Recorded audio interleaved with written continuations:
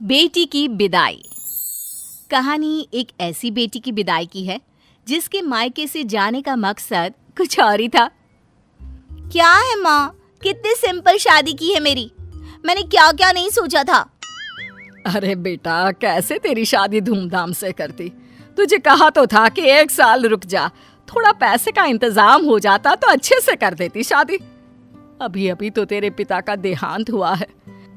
दुनिया तो बातें बना रही है कि पिता की मौत को 6 महीने नहीं हुए और बेटी को लव मैरिज करने की पड़ी है। बोलने तो जो बोलते हैं बोले, मैं किसी से नहीं डरती। अरे पर बेटा, बात तो सही है ना, कुछ दिन तो रुक जाती। वाह, क्यों रुक जाती? और मयंक को कोई और लड़की पसंद आ जाती तो क्या करते माँ, बोल। अरे पर बेटा, ऐसे डर कर क्यों रहना। अगर वो तेरे लिए 1 साल नहीं रुक सकता था तो शादी करके तो तूने बहुत बड़ी गलती की है। उफ़ो, अब बस माँ, लेक्चर कम दो ना। पापा की तबीयत काफी वक्त से खराब थी, सभी जानते थे कि उन्हें जाना है। फिर मयंक और मेरी शादी की उम्र भी तो हो रही थी। माँ क्या बोलती, बेटी से बहस करके अपना मूड खराब नहीं करना चाहती थी। मेघा के पिता का 6 महीने पहले ही देहांत हो गया था। पिता से बहुत ज्यादा प्यार करने वाले मेघा के भाई को कुछ होश ही नहीं रहता। बेटा आकाश, कब तक ऐसे पापा को याद करता रहेगा। जिंदगी में आगे बढ़ना है बेटा। हाँ, जैसे तुम और मेघा बढ़ गए। आप लोगों को तो जरा भी शर्म नहीं आई। पापा को गए अभी 1 साल भी नहीं हुआ, आप लोगों ने घर पर मंडप सजा दिया। माँ को पता था कि आकाश इस बात को 10 बार बोलता है। वो उसे समझाती भी तो क्या। बेटा, मेघा को लड़का पसंद था, फिर पापा भी तो मेघा की शादी को लेकर चिंता किया करते थे ना। और देख, मयंक है भी कितना अच्छा लड़का। दहेज में 1 पैसा नहीं लिया और शादी भी कितनी सिंपल थी। बेटा आकाश माँ के इस बर्ताव से दुखी हो जाता है। वो वहां से चला जाता है। वहीं मेघा ससुराल जाती है, जहां मयंक कहता है, देख मेघा, साफ बात है, मेरे घर में माँ तो है नहीं, पापा भी साथ नहीं रहते। मैं भी बिजनेस और काम के चक्कर में तुम्हें ज्यादा समय नहीं दे पाऊंगा, तो देख ले तू क्या करना है। मेघा जो घूमने फिरने की शौकीन थी, वो अब 4 दीवारी में बंद कर रह जाती है। वो सोचती है कि क्या करे, कैसे शादी के पहले जैसी जिंदगी एंजॉय करे। मयंक, मैं माँ के घर जा रही हूँ, तुम 2 दिन बाद मुझे लेने आ जाना। अरे मेरे पास इतने पैसे नहीं है कि मैं दिन में 4 बार तुझे लेने और छोड़ने आऊं, समझी? ये क्या हो गया है मयंक? शादी से पहले तो बड़ा प्यार था, अब ऐसी भाषा। मेघा माँ के घर जाती है। जिस मेघा को पिता के घर पर खूब अच्छा खाने पहनने मन चाहा घूमने मिलता था, वो मेघा पति के राज में बंद कर रह जाती है। मेघा के मायके में उससे मिलने उसकी मामा की बेटी आती है।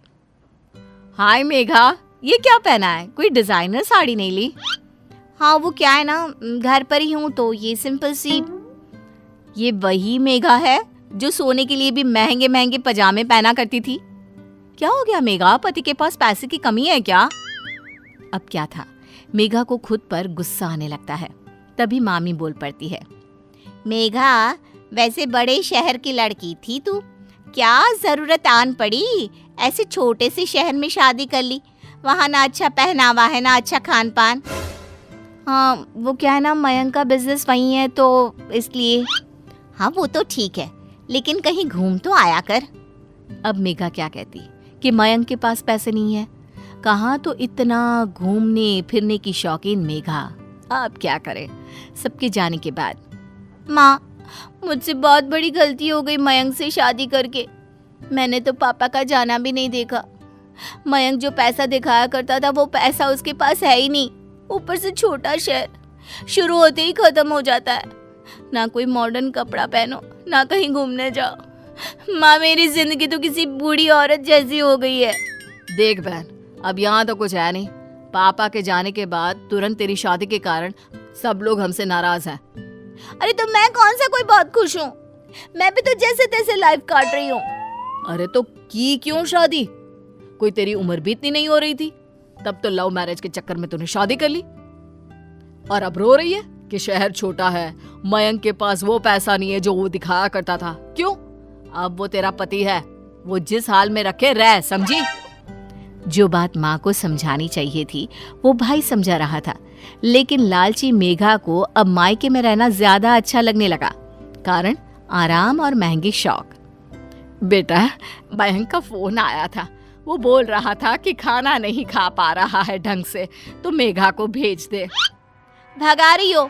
साफ साफ बोल दो कि ससुराल चली जाओ। क्यों नहीं रखा जा रहा है क्या बेटी को? अरे कैसी बात कर रही है मेघा, तू तो मेरी औलाद है, क्यों नहीं रखूंगी तुझे भला?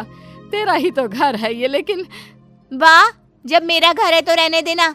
वैसे भी कौन सी पापा की नाक रही है कि बेटी शादी के बाद मायके में आ पड़े तो कट जाएगी। तभी भाई आता है। देख मेघा, बहुत हो गया तेरा। जिंदगी कोई खेल नहीं है जो तू जैसी मर्जी वैसे करे। किसी के घर की बहू बनकर गई है तो वहाँ की भी निभानी है ना। बकवास मत करो। घर पापा का है और मेरा भी हक है। मैं कल ही वकील बुलाकर बात करती हूँ। माँ के तो पैरों तले जमीन ही हिल जाती है कि ये क्या बोल रही है। वो बेहोश होने ही वाली होती है कि बेटा उन्हें थाम लेता है। माँ क्या हो गया? प्लीज परेशान ना हो माँ। अरे बेटा, समझ में नहीं आ रहा इस लड़की की परवरिश में मैंने कौन सी कमी छोड़ी। ये जैसा कहती गई मैं करती रही। तो मैंने कौन सी गैर कानूनी बात कर दी है? जो है वही तो कहा। क्यों? अरे बेटा, ये तेरे पापा की आखिरी निशानी है। इस घर को उन्होंने बहुत ही जतन से बनवाया था। मैं इस घर के टुकड़े नहीं होने देना चाहती हूँ। नहीं होगा माँ। ठीक है, तू वकील को लेकर आना चाहती है ना? ठीक है, लेकर आ।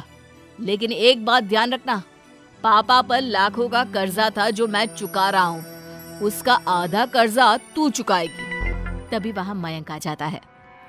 मेघा, मैं दूसरी शादी कर रहा हूँ। आए दिन तुम मायके में पड़ी रहती हो। मेरे घर को तुम्हारी जरूरत है, लेकिन नहीं, तुम्हें तो अपने घर और परिवार से ज्यादा जरूरी बड़ा शहर पसंद है।